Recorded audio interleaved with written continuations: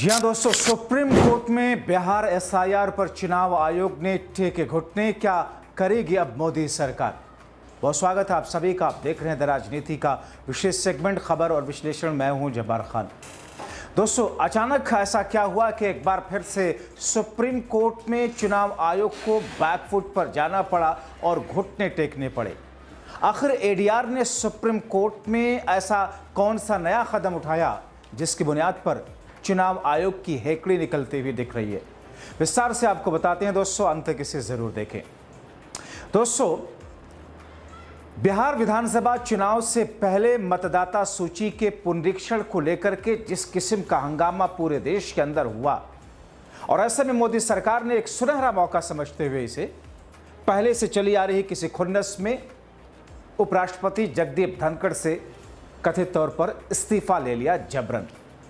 जबरिया retire IAS officer, जबरिया retire IPS officer तो आपने सुने होंगे, मगर जबरिया इस्तीफा वो भी उपराष्ट्रपति का।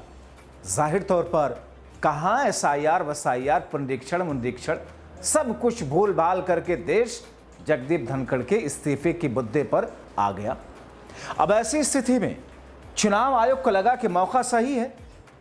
सुप्रीम कोर्ट ने जो कहा कि राशन कार्ड उसमें शामिल कीजिए, उसमें आधार कार्ड शामिल कीजिए, उसमें दूसरे दस्तावेज लीजिए, चुनाव आयोग ने बड़ी चालाकी से इन तमाम चीजों को साइडलाइन में रखा। यानी कि सुप्रीम कोर्ट के सुझाव को चुनाव आयोग ने माना ही नहीं था। मगर दोस्तों, अब एक बार फिर से चुनाव आयोग के सिर पर बोझा सा पड़ता दिख रहा है, घुटनों के बल आता हुआ दिख रहा है। दोस्तों, एसोसिएशन फॉर डेमोक्रेटिक रिफॉर्म्स है एक संस्था, अक्सर जिनके आंकड़ों के जरिए ही देश में राजनीतिक पार्टियां, राजनीति और उससे जुड़ी तमाम चीजें वोटिंग से आप अक्सर देखते हैं। एसोसिएशन फॉर डेमोक्रेटिक रिफॉर्म्स यानी कि एडीआर ने सुप्रीम कोर्ट में अब जाकर के चुनाव आयोग के सामने और चुनाव आयोग की सारी थुथराई निकाल दी। दलील दी कि बिहार में चल रही विशेष गहन संशोधन यानी कि एसआईआर प्रक्रिया में सुधार और राशन कार्ड जैसे व्यापक रूप से उपलब्ध दस्तावेजों को स्वीकार न करने का चुनाव आयोग यानी कि इलेक्शन कमीशन ऑफ इंडिया का फैसला बहुत ही बेतुका और मनमाना है। एडीआर ने कहा कि यह प्रक्रिया लाखों वोटरों, विशेष रूप से गरीब, हाशिए पर रहने वाले समुदाय जैसे कि मुसलमान, दलितों, प्रवासी मजदूरों, इनके मताधिकार को छीनेगा। एडीआर ने अपनी याचिका में कहा कि इलेक्शन कमीशन ऑफ इंडिया ने आधार और राशन कार्ड को स्वीकार न करने का कोई ठोस कारण दिया ही नहीं, जबकि दस्तावेज बिहार में सबसे आम पहचान पत्र है।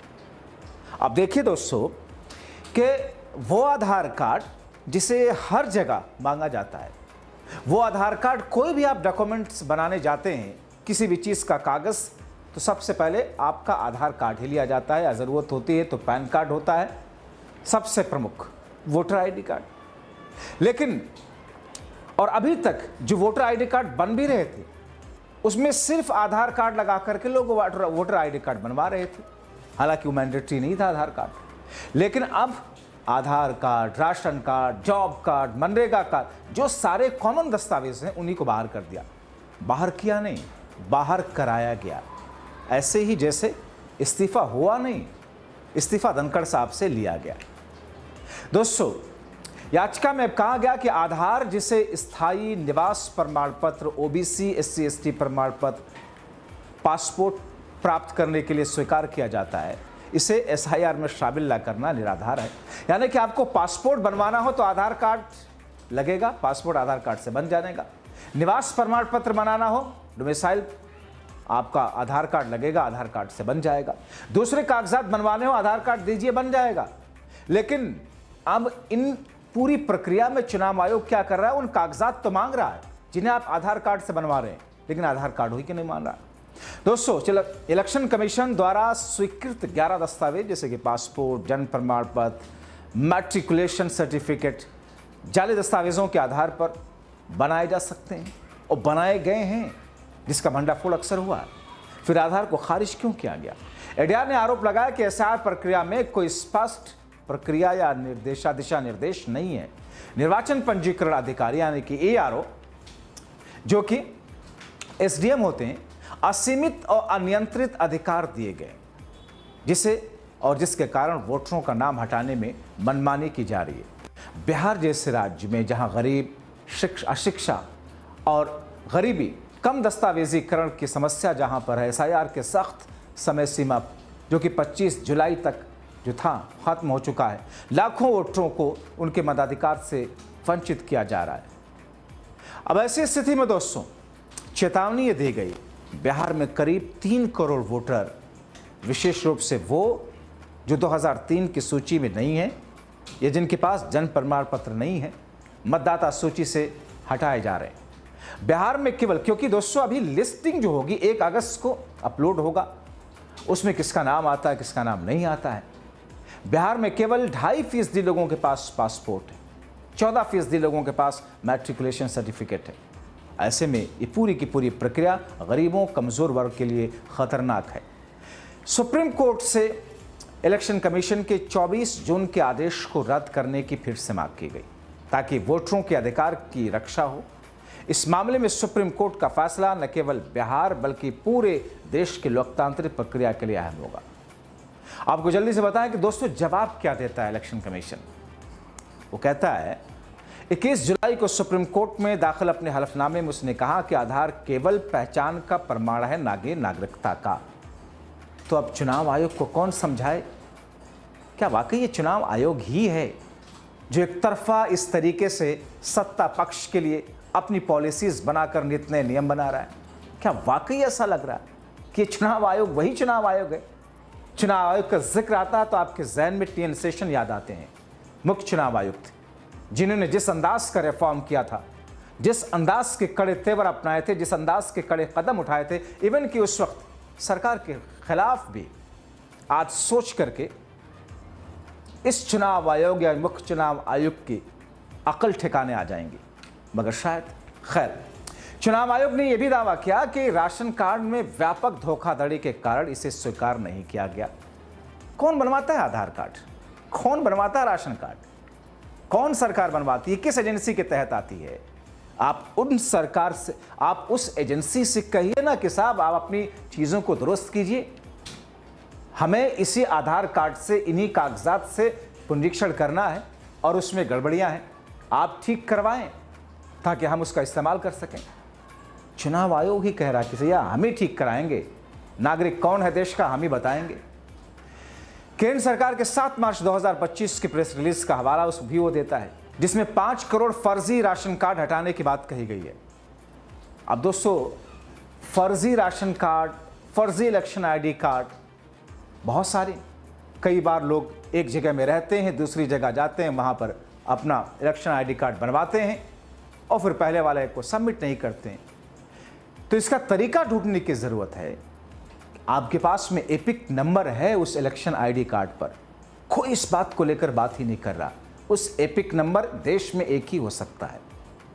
आधार कार्ड से आप लिंक कीजिए और एक एपिक नंबर पर एक जन्म तिथि, एक नाम, एक मदर नेम या फादर नेम, दूसरा तो हो ही नहीं सकता है। बड़ा आसान सा तरीका है। खैर, हालांकि चुनाव आयोग ने यह माना कि आधार और राशन कार्ड को पूरे दस्तावेज के रूप में इस्तेमाल किया जा सकता है, लेकिन इन्हें स्टैंड अलोन प्रमाण के रूप में स्वीकार नहीं किया जा सकता। कौन कहता है कि आप इसे नागरिकता के तौर पर स्वीकार कीजिए? और नागरिकता स्वीकार करने के लिए या नागरिकता दर्शाने के लिए तो बना भी नहीं है। सुप्रीम कोर्ट ने उसके लिए कहा था कि ये दरअसल जो सब्सिडी आप देते हैं, जो गरीबों की सहायता करते हैं, या दूसरे दस्तावेज जो बनते हैं उसकी बुनियाद पर होते, नागरिकता का तो प्रमाण पत्र है ही नहीं वो, तो फिर आप इस बात का ढिढोरा क्यों पीट रहे हैं? क्या दर्शाने की कोशिश करते हैं?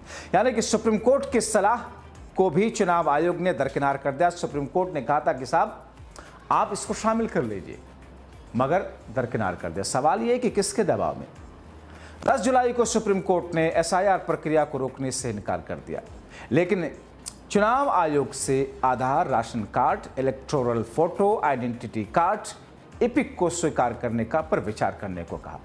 जस्टिस सुधांशु धुलिया और जयमाल्या बख्शी की पीठ ने टिप्पणी की कि यह मामला लोकतंत्र की जड़ों से जुड़ा है और वोट का अधिकार महत्वपूर्ण है। दोस्तों मैं आपको यहां बताऊं, लोकतंत्र का अधिकार सिर्फ महत्वपूर्ण ही नहीं है, लोकतंत्र की बुनियाद ही मत से है। लोकतंत्र की बुनियाद ही चुनाव और चुनावी मताधिकार है, क्योंकि लोकतांत्रिक देश में जो सरकार चुन के आनी है वो वोट से चुनकर आनी है। अगर वोट में गड़बड़ी करा करके कोई सरकार सारी चीज़ें अपने हिसाब से कर लेती है तो फिर लोकतंत्र की व्याख्या आप क्या करेंगे? सुप्रीम कोर्ट ने चुनाव आयोग से पूछा कि आखिर इतने कम समय में यह प्रक्रिया क्यों शुरू की गई थी। खैर, अब तो वो जो वक्त था पहले चरण का वो तो खत्म हो चुका है, यानी कि अब अपलोड, इलेक्शन कमीशन का तो कहना है कि साहब 1 अगस्त तक सारी चीजें अपलोड हो जाएगी, लोग अपना अपना देख सकते हैं। अगली सुनवाई 28 जुलाई को है।